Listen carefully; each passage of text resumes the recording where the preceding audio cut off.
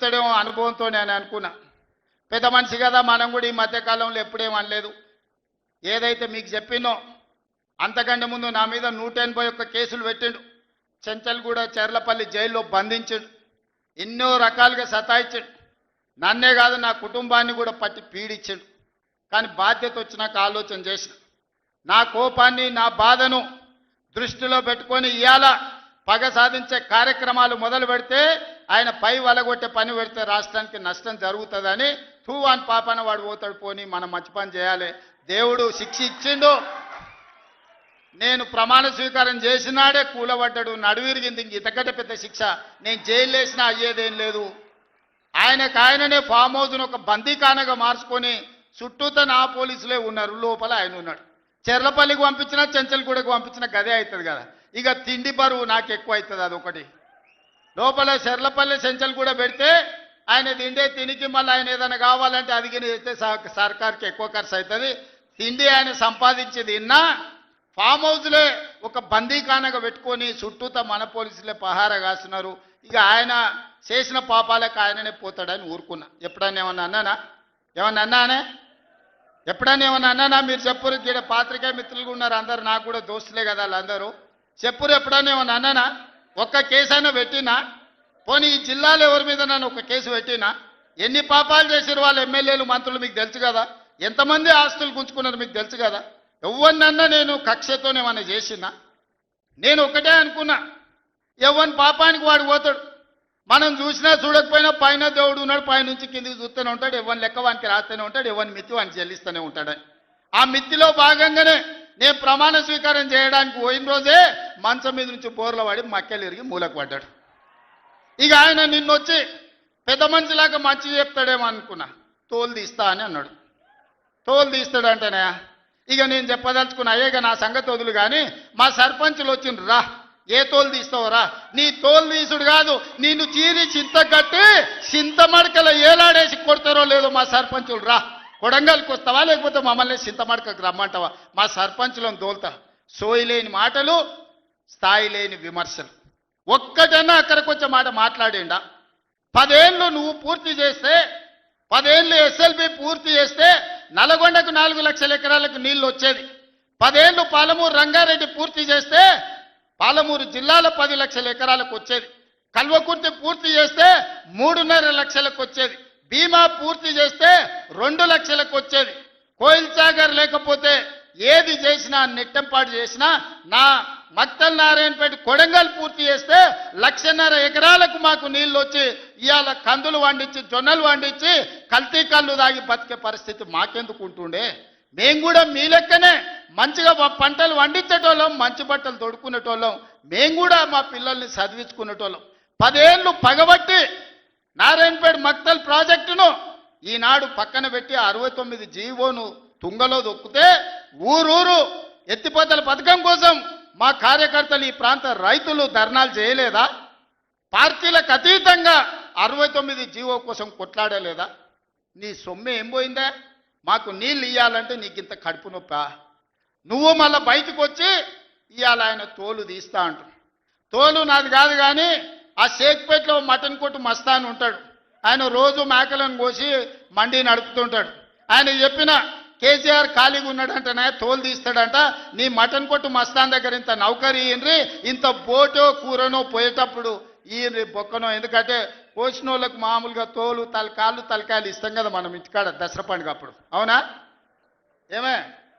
ఏం శివకుమార్ రెడ్డి, మన ఇళ్ళల్లో పండుగ పూట వచ్చి యాటను కోస్తే కాళ్ళు తలకాయ కోసినోనికి ఇస్తాం కదా. ఇక మటన్ కొట్టు మస్తాన్ కూడా చెప్పిన, ఆ కేసీఆర్ ఖాళీగా ఉన్నాడంటేనే 2 ఏళ్ళు ఫామ్ హౌస్లో ఏం చేస్తుండంటే తోలు తీసేది ప్రాక్టీస్ చేసిండంట. తోలు బాగా తీస్తాడంట. నీ మటన్ కొట్టులో ఈ తోలు తీస్తాడు, కాళ్ళు తలకాయలు మాత్రం ఉచితంగా సాయంత్రం పోతే దావతులో బోటిగిన ఏమైనా కొట్టుకొని సాయంత్రం 2 వేసేటప్పుడు తీసుకుంటాడేమో అని. 40 ఏళ్ళ అనుభవం అంటావు, రాష్ట్ర మంత్రి చేసిన అంటావు, కేంద్ర మంత్రి చేసిన అంటావు, 10 ఏళ్ళు ముఖ్యమంత్రిని చేసిన అంటావు, తెలంగాణ రాష్ట్రాన్ని సాధించిన అంటావు. నేను ఆడ ఫ్యూచర్ సిటీ కడుతున్నాను అంటే తొక్క తోలు, వాడెవడో వస్తాడంటే వంతారనా బొంతారనా ఇవనే ఒక మాజీ ముఖ్యమంత్రి స్థాయిలో మాట్లాడే మాటలు. మాకు రావనుకుంటున్నావా? మర్యాద ఉండదని మేము మాట్లాడతలేం. మర్యాద ఉండదని ఇవన్నీ విషయాలు మేము మాట్లాడతలేం.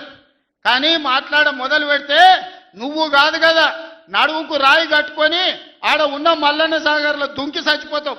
మల్లన్న సాగర్ కాకపోతే రంగనాథ సాగర్ల మెడకు తాడేసుకొని ఊరేసుకొని చచ్చిపోతావు. చంద్రశేఖరరావు గారు, నన్ను గెలకకు. నేను అన్నీ చూసిన. ఎక్కడి నుంచి వచ్చిన? నేను నల్లమల్ల అడవుల నుంచి వచ్చిన. జడ్పీటీసీ గెలిచిన, ఎమ్మెల్సీ గెలిచిన, ఎమ్మెల్యే గెలిచిన, ఎంపీ గెలిచిన, తెలంగాణ రాష్ట్రానికి ముఖ్యమంత్రి అయినా అమాం బాపత్ గాని కాదు. అక్కడి నుంచి వచ్చి అమెరికాలో అంట్లుదోమ వస్తే అయ్య పేరు చెప్పి మంత్రి అయినోని కాదు. ఊర్లో దుక్కి దున్ని కష్టమంటే తెలిసి రైతులలో నుంచి వచ్చినోని రైతు బిడ్డను. నాతోని తమాషాలు చేయకు. దుబాయ్ పాస్పోర్ట్ బ్రోకర్ల దందా చేయలే, రియల్ ఎస్టేట్ బ్రోకర్ దందా చేస్తుంది ప్రభుత్వం అంటున్నాడు. రియల్ ఎస్టేట్ వ్యాపారం పెంచుతుంది, రియల్ ఎస్టేట్ ఆదాయాన్ని పెంచుతుంది, రియల్ ఎస్టేట్ అభివృద్ధిని తీసుకొస్తుంది. నీ కొడుకేమో హైదరాబాద్లో రియల్ ఎస్టేట్ వాడిపోయిందంటావు. నువ్వు వచ్చేమో ఈ ముఖ్యమంత్రి రియల్ ఎస్టేట్ దందా చేస్తున్నాడు అంటాడు. ఇదేమన్నా పాస్పోర్ట్ బ్రోకర్ల దందానా? నేను ఎవరినేం దుబాయ్కు పంపుతా అని మోసం చేయలే. భూములు, ప్రభుత్వ భూములు, పరిశ్రమలు పెట్టడానికి రైతులు అడిగిన నష్టపరిహారం ఇచ్చి నిన్నగాక మొన్న మక్తల్ నారాయణపేట కొడంగల్ ప్రాజెక్టుకు 12 లక్షలు ఇస్తామన్నాం. మా రైతులందరూ కాదు కూడదన్నారు. ఏం కావాలన్నా అడగమని మా శ్రీహరికి, మా శివకుమార్ రెడ్డికి చెప్పిన, మా పర్ణికమ్మకు చెప్పిన. వాళ్ళు పోయి మాట్లాడిను. వాళ్ళు అడిగింది నాకు వచ్చి చెప్పురన్న. వాళ్ళు 20 లక్షల ఎకరం కావాలన్నారు.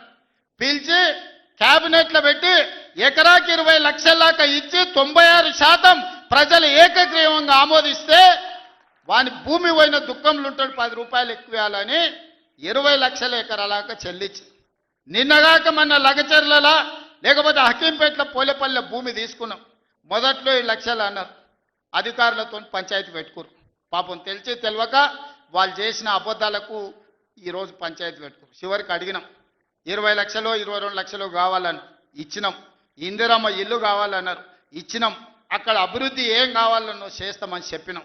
ఆడకు జూనియర్ కాలేజ్ ఇచ్చినాం, మెడికల్ కాలేజ్ ఇచ్చినాం, ఇంజనీరింగ్ కాలేజ్ ఇచ్చినాం, డిగ్రీ కాలేజ్ ఇచ్చినాం, అగ్రికల్చర్ కాలేజ్ ఇచ్చినాం, వెటర్నరీ కాలేజ్ ఇచ్చినాం.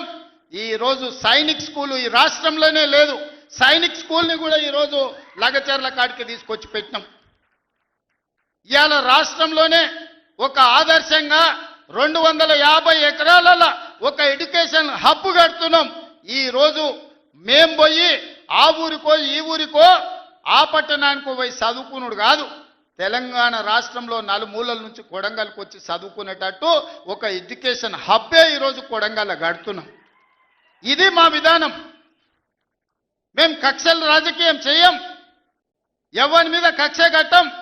ఎవరి పాపానికి వాడు పోతాడని దేవుడి మీద నమ్మకంతో కష్టాన్ని నమ్ముకున్నోళ్ళం.